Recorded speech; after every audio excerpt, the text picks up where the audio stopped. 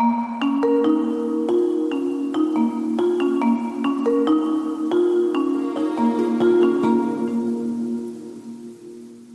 sejam bem-vindos a mais um episódio do podcast do Mundo a Seus Pés, um programa semanal da secção internacional do Expresso.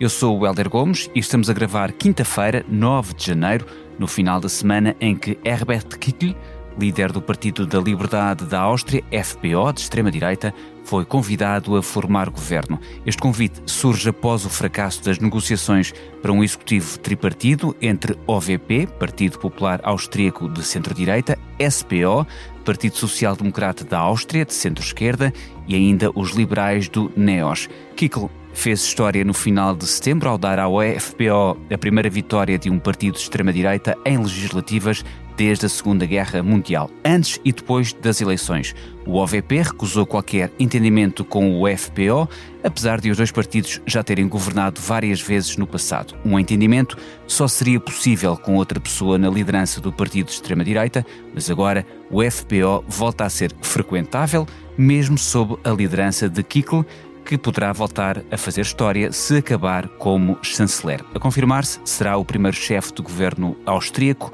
vindo da extrema-direita no período pós-guerra.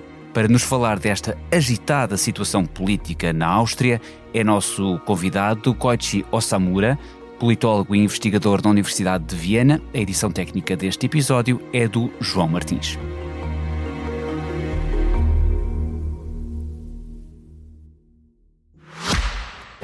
Subscrever o Expresso é ter acesso à melhor informação, a uma vasta oferta de conteúdos exclusivos e à opinião de referência. Subscrever o Expresso é tornar-se membro do nosso clube, poder ser voz ativa de uma comunidade informada e beneficiar de vantagens exclusivas. Subscreva o Expresso em expresso.pt/digital. Expresso. Liberdade para pensar. Bem-vindo, Koichi Osamura. Obrigado por ter aceitado o convite para estar presente nesta edição do Mundo a Seus Pés. Para início de conversa, Koichi, pergunto-lhe o que falhou nas conversações que pretendiam afastar a extrema-direita do poder na Áustria.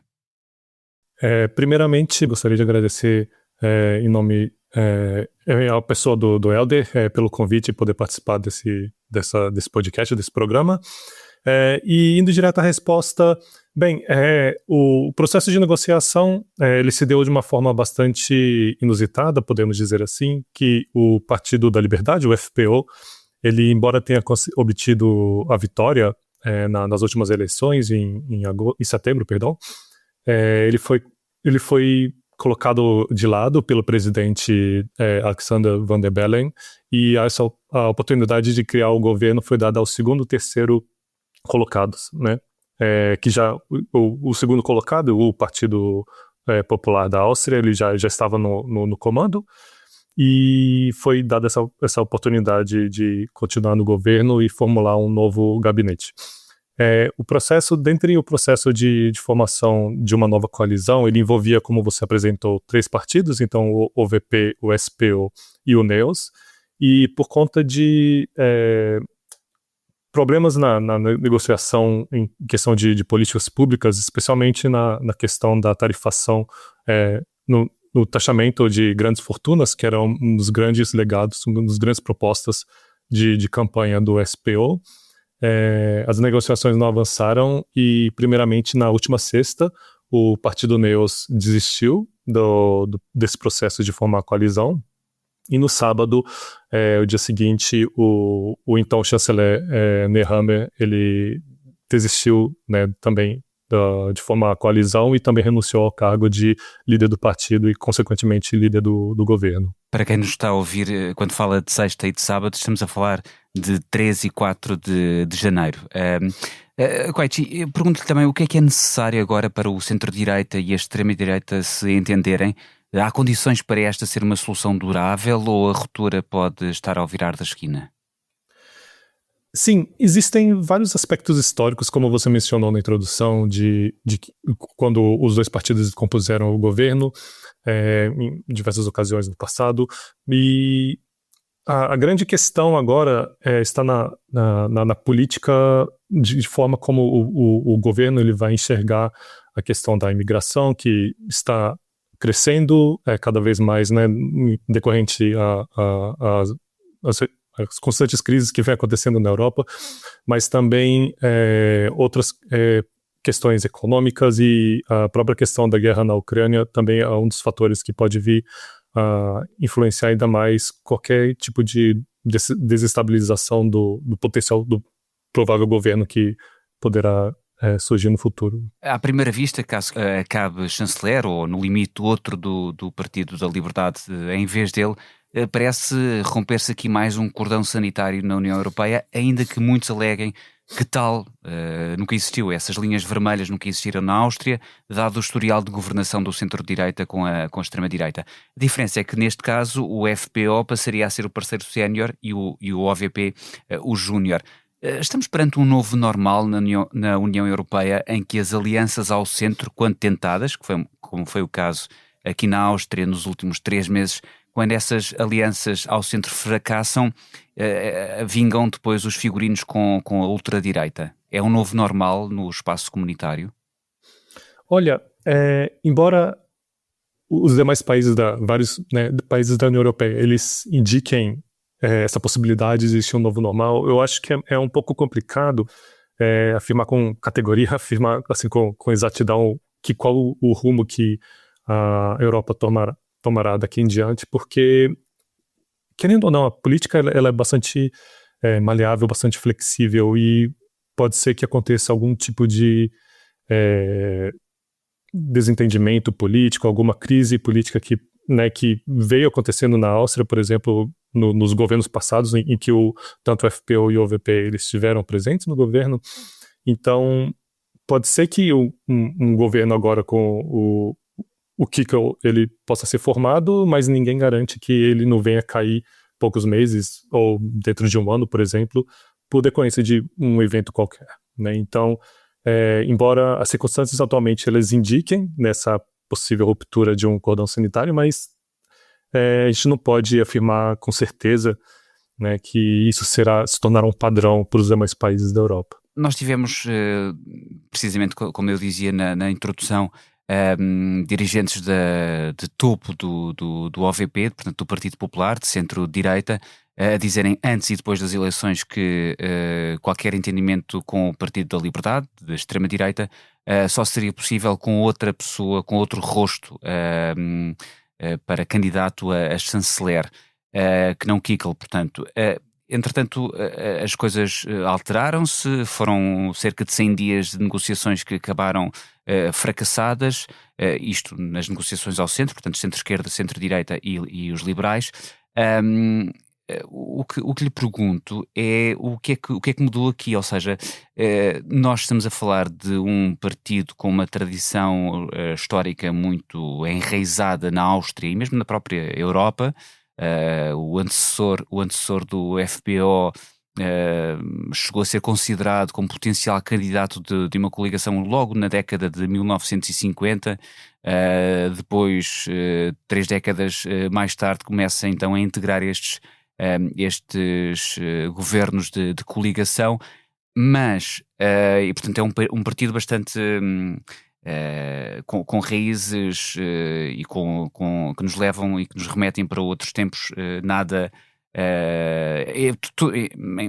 em grande medida sombrios, e que nos remetem necessariamente para situações como a Segunda Guerra Mundial. E este Kickl também tem um percurso algo discutível, não é? Nós chegámos a ouvir ainda antes das eleições o OVP dizer que com este senhor não, porque ele é bastante mais radical do que os que lhe antecederam no cargo, na liderança do Partido da Liberdade. Que partido é este e que homem é este, no fundo, assim, se puder, em termos mais sucintos quanto possível, que formação é esta e que homem é este? Certo. Bem, como você mesmo mencionou, né, o partido FPO, ele tem, de fato, eu acho que é importante enfatizar isso, ele foi criado, né, foi fundado por ex-oficiais do Partido Nazista Alemão, né, então ele já surge com essa característica bastante forte de criar um nacionalismo, esse orgulho do povo austríaco, no caso, né? Mas existe sim essa raiz bastante triste, né? E então o atual líder do partido, o Herbert Kickl, ele, não dizendo que ele seja um nazista, não é isso, né? Mas ele carrega em seu discurso, em suas políticas, em suas atitudes como um todo, essa questão de valorizar de uma forma extrema esse nacionalismo austríaco, de forma a se manifestar digamos assim, com uma postura bastante antagônica a imigrantes como um todo, e até mesmo em relação à própria estrutura da União Europeia, né? Toda essa questão da movimentação de nacionais europeus, né, indo e vindo à Áustria, também é uma política que ele não concorda.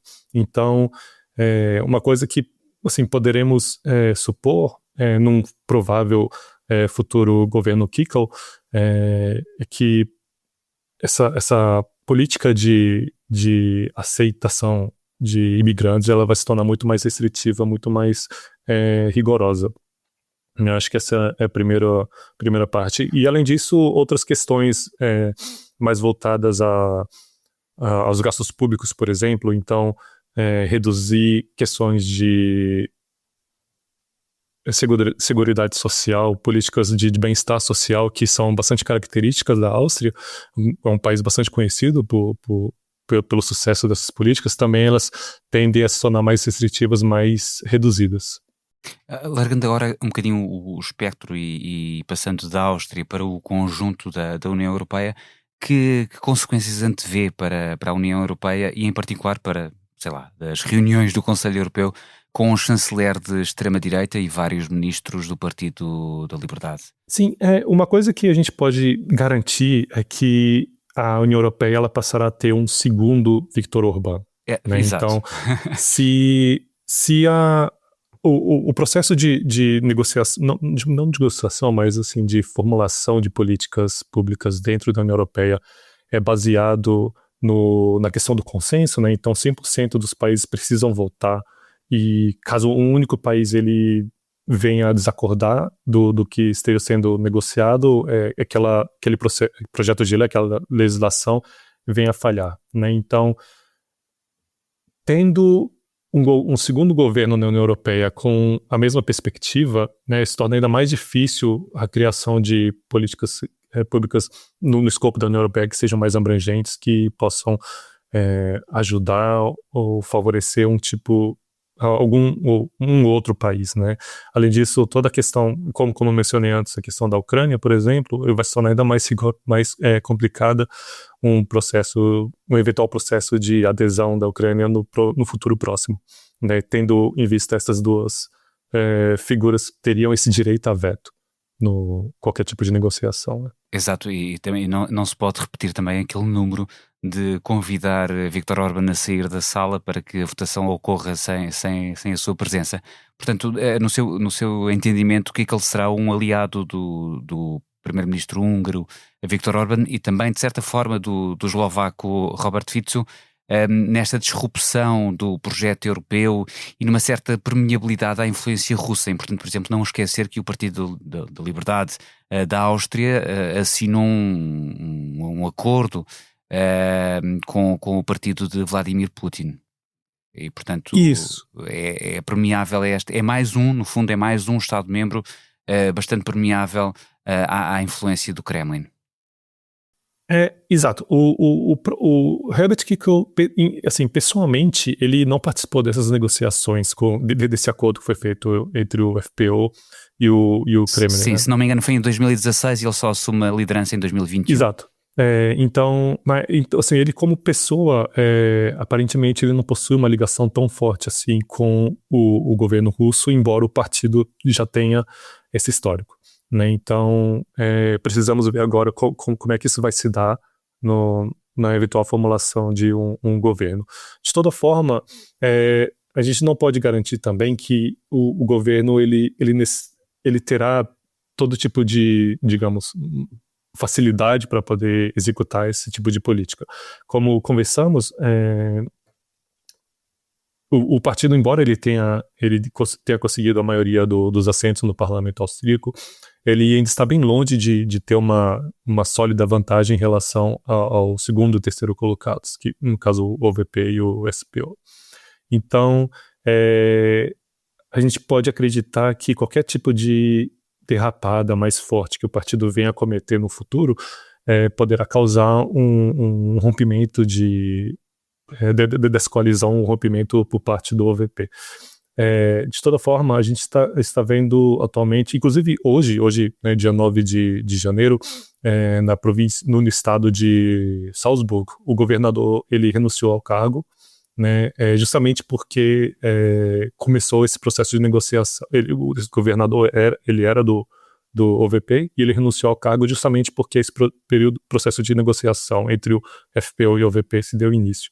Então é mais uma pessoa que está colocando o seu posicionamento bastante claro de que ele não está disposto a negociar com o governo. Isso tende a se tornar um efeito cascata, né, e afetar outros políticos também. E há muito aquela tendência também de partidos de centro-direita para irem recuperando algum do eleitorado partido para a extrema-direita, acabam por adotar eventualmente numa versão mais suave e por vezes sonsa algumas políticas da extrema-direita e em vez de, continuando a ser partidos de centro-direita, acabam por dar ali retirar um bocadinho o partido do centro e ir um bocadinho ali mais às margens por interesse meramente eleitoralista, mas isso naturalmente para muitos barões do partido, ainda falava há pouco da desistência de um membro destacado do Partido Popular. Isso causa danos não só reputacionais no eleitorado, que tende a preferir o original a uma tentativa de cópia, e portanto isso causará eventualmente danos no partido de centro-direita na Áustria. Exato. Na verdade, existem duas formas de observar esse fenômeno, que a primeira é, de fato, como você disse, os membros do partido querendo se distanciar de uma posição mais extremista, digamos assim, desse posicionamento ideológico, mas, por outro lado, existe o interesse eleitoreiro, e se tem um único partido que ele está dominando uma específica região ideológica, existe a tendência, isso assim, a própria ciência política ela mostra que existe uma tendência de ou o partido mais próximo ele acabar se movendo para o lado, ou surgir um novo partido. E o que o próprio OVP fez nos últimos anos foi de fato de se aproximar ao FPO ao invés de se distanciar, justamente tentando capitalizar esse eleitorado que é um pouco mais insatisfeito com a forma como o governo vem agindo, mas ao mesmo tempo sem ir totalmente ao extremo, né? Então ele vai se radicalizando aos poucos, mas sem ter aquele choque brusco. Então por isso, eu acho até que, e assim, outros estudos eles mostram isso, que o OVP na verdade ele deixou de ser um partido de centro-direita e ele já pode ser caracterizado de fato como um partido de direita mesmo. Muito bem. E antecipa-se um efeito de contágio? Estava a pensar, acima de tudo, aqui na Alemanha e em França. Os alemães vão a votos já a 23 de fevereiro, em eleições legislativas antecipadas, com a alternativa para a Alemanha, portanto, a AfD de extrema-direita em segundo lugar nas sondagens, atrás da CDU, de centro-direita. É também um partido que, de uma forma ou de outra, também foi um bocadinho nessa lógica de ir buscar o eleitorado que foi perdendo para a AfD, também migrou um bocadinho mais para a direita e abandonou um bocadinho o centro. Basta pensar que a CDU de Friedrich Merz não é a mesma de Angela Merkel, por exemplo. Para já, na Alemanha, os conservadores mostram-se inflexíveis quanto a esta manutenção do cordão sanitário, apesar do crescimento da AfD e também de países vizinhos acabarem por sucumbir às linhas vermelhas e este cordão sanitário. Receia uma contaminação na Alemanha pela situação austríaca? É um pouco complicado de afirmar com certeza isso, porque embora exista de fato esse poder de influência, mas a Áustria, ao mesmo tempo, não é um país tão importante assim, por exemplo, em comparação à Alemanha e à França, né? Então, embora obviamente os partidos nesses dois países possam ver o caso austríaco e pensar, nós também podemos obter sucesso se tomarmos uma postura ou outra, mas ao mesmo tempo a Áustria, como um ator específico, eu não acredito que ela venha a influenciar tanto assim, principalmente as eleições na Alemanha que vão acontecer no próximo mês. Então, precisamos ver, né? De toda forma, assim, a gente pôde ver no ano passado, houve 3 eleições estaduais na Alemanha, sim, e a AfD, ela saiu... Europeu. No leste alemão. No leste alemão, né? E a AfD saiu bem em 2 dessas eleições, quer dizer... na Turingia ganhou. Na 3, e isso, ganhou em 1 ou 2, perdão, mas em outra ela ficou em segundo lugar, né? Mas de toda forma, o que as pesquisas de opinião mostram é que o CDU ele vai ganhar com facilidade essas eleições agora em fevereiro, e é bem improvável que a AfD ela tenha algum tipo de poder de barganha para poder compor o governo alemão, né? Então, pelo menos em relação a esse ponto, existe uma certa tranquilidade no campo democrático, né? Sim, porque de facto a expressão da AfD na Turíngia, na Saxónia e em Brandemburgo é diferente de facto quando falamos do Bundestag e a nível nacional, portanto a nível federal. Ainda assim há de facto essas diferenças.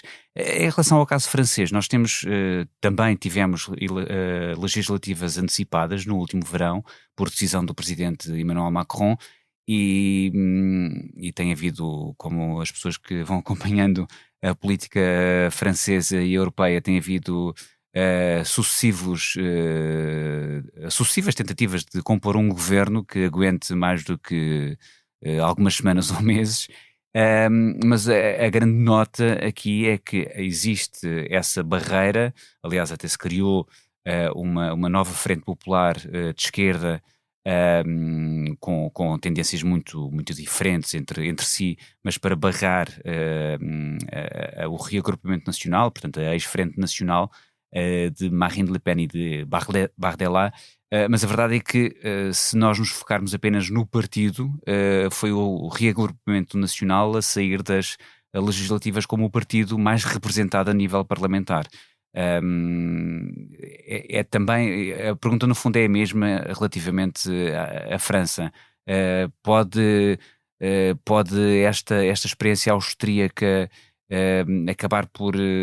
ainda por mais, em França a situação é mesmo complicada, porque os governos sucedem-se, os primeiros ministros sucedem-se. Se não estou em erro, no ano passado foram 4 primeiros ministros, e portanto há alguma instabilidade, e as pessoas acabam por, numa situação de legislativas antecipadas, novamente quererem uma clarificação, que era na verdade aquilo que Macron pedia na noite das eleições europeias, e que não conseguiu obter. Mas depois os eleitores nas urnas podem querer uma clarificação e acabar por votar num partido que está em ascensão já há alguns anos, e que tudo indica acabará por indicar em 2027, portanto no próximo ano, daqui a 2 anos, Marine Le Pen para o Eliseu. Mas há aqui uma série de variáveis. O que eu lhe pergunto é se no comparativo entre a Alemanha e França, qual destes países lhe parece mais permeável a uma contaminação da experiência austríaca? Mais uma vez, né, assim, os países, eles por terem suas respectivas características, é bastante complicado poder dizer qual país poderá influenciar o outro. Eu diria que o fato de o presidente Macron ele não ter sido capaz de ultrapassar as questões, digamos, políticas, né, quando a eleição aconteceu no ano passado, e ter resultado nesse fracasso de manter o governo e precisar apontar um segundo primeiro-ministro no fim do ano, já mostra essa dificuldade de poder, assim, de conseguir conter esse avanço da extrema-direita no seu país. Eu acho que só haverá uma contaminação caso o Macron ele não consiga manter o François Bayrou, e assim, ele precise convocar novas eleições, por exemplo. Aí, nesse caso, eu acho que poderá acontecer um fenômeno de que os eleitores, eles perderão a paciência e eles votarão ainda com mais força no grupo da Marine Le Pen. Né? Então, embora, assim, mais uma vez, não possamos afirmar isso com bastante certeza. Sim, estamos aqui talvez no campo da prospecção e de quase ler as cartas. Exato. Né? Mas, assim, um aspecto que poderíamos supor, com base em anedotas, seria justamente assim, de a população, ao ter um excesso de tentativas de formação de governo falhando, acabar pendendo para o lado mais extremista por simples descrença no processo democrático, processo eleitoral. Uma coisa que, por exemplo, aconteceu em Israel há alguns anos, né, que eles passaram, eu agora não poderia afirmar com certeza, mas eles ficaram, acho que bem uns 2 anos ou mais, trocando de tentando formar uma coalizão uma atrás da outra, né, e fazendo diversas eleições uma atrás da outra. Então, a França, ela corre esse risco à medida que o presidente Macron ele continua insistindo numa perspectiva, e ele pode perder o apoio tanto do lado da esquerda quanto do lado dos outros partidos que vêm formando esse cordão sanitário para tentar proteger a democracia dessas forças mais autoritárias. Muito bem, e deste campo mais prospectivo, vamos para percepções assim mais palpáveis da sua experiência enquanto académico e também como cidadão a viver em Viena e na Áustria, os eleitores pronunciaram-se nas urnas, deram uma maioria não muito folgada, mas ainda assim uma maioria, ainda para mais histórica, porque foi a primeira vez que um partido de extrema-direita desde a Segunda Guerra Mundial ganhou as legislativas. Mas que percepção é que vai sentindo na rua, nas conversas, até na própria academia, e depois quando abandona a universidade, em conversas entre amigos, conhecidos, que percepção é que, de que forma é que toma o pulso à sociedade austríaca neste momento, desde as eleições e agora com esta reviravolta, estas negociações fracassadas e entregar agora a possibilidade aqui de tentar formar um governo? No caso, eu moro em Viena, e Viena já assim, tradicionalmente é uma cidade bastante, podemos dizer, vermelha. Podemos dizer que é a fortaleza do SPO. Inclusive, hoje, quinta-feira, eles retornarão uma série de demonstrações anti-FPO. Foi uma coisa que aconteceu nos anos 2000, eu não vou saber agora traduzir em português, né, mas eram manifestações pela democracia todas as quintas. Então, isso tornou uma tradição e aparentemente vai Isso no tempo de Jörg Haider. Exato. E essas manifestações estão agendadas para recomeçar a partir de hoje, e elas vão continuar, assim, não é possível dizer até quando, né, mas elas se tornarão uma rotina novamente aqui em Viena. Agora, ao mesmo tempo, Viena ela acaba se tornando uma bolha, né, ideológica, né, assim, por ter por ser capital, capitais elas têm uma tendência de ser mais progressistas, perdão, e não é o que acontece nos demais estados aqui da Áustria, né? Então existem os, digamos, protetorados da direita, da extrema-direita em demais regiões do país, e pelo contrário, os moradores, né, os eleitores dessas regiões, eles estão bastante felizes com a oportunidade em poder ter finalmente um governo nacional formado pelo partido, né, liderado pelo partido que eles apoiam, né? Então, ainda é muito cedo para poder dizer assim, o que de fato poderá acontecer, principalmente nessas regiões mais afastadas de Viena, né, como é que elas vão ser realmente afetadas por um eventual governo liderado pela FPÖ, liderado pelo Herbert Kickl, e de que forma isso poderá alterar qualquer tipo de percepção em relação à política nacional.